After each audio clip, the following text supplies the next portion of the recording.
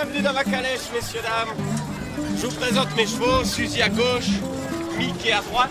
Ce sont des chevaux de trait, forcément, puisque les bâtiments sont à 1300 mètres. Et nous, on va monter tout là-haut à 1460. Donc avec des grosses calèches comme ça, vous imaginez. Est-ce qu'il y a un endroit en Pologne, il y a des tasses? C'est une très bonne question. Bon.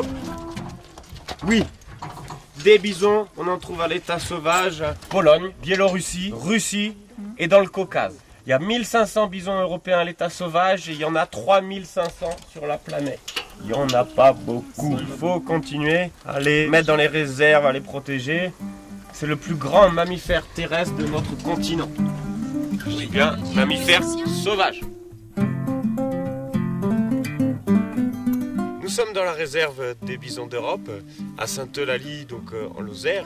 Les forêts de la Margeride ont un biotope qui va ressembler aux forêts polonaises, biélorusses, où le bison, au fil des années, est venu se réfugier, où il a trouvé le seul endroit pour vivre.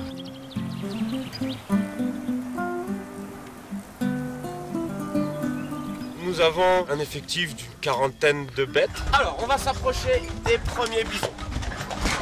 Le bison européen qui vit dans la forêt. Ça, c'est très important, puisque c'est pour ça que sa morphologie a changé.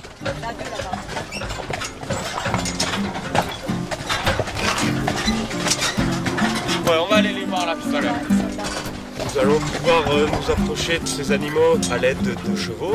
Regardez là-bas, il y a les bébés. Les chevaux, étant des herbivores, ne dérangent pas la vie du bison dans ses pâtures et dans sa forêt.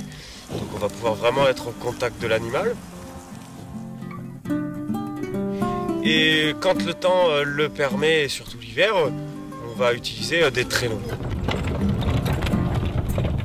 L'hiver, la Margeride va prendre un caractère totalement différent, très rude, très sauvage. C'est très souvent enneigé. Donc on va poser nos calèches et on va sortir les traîneaux.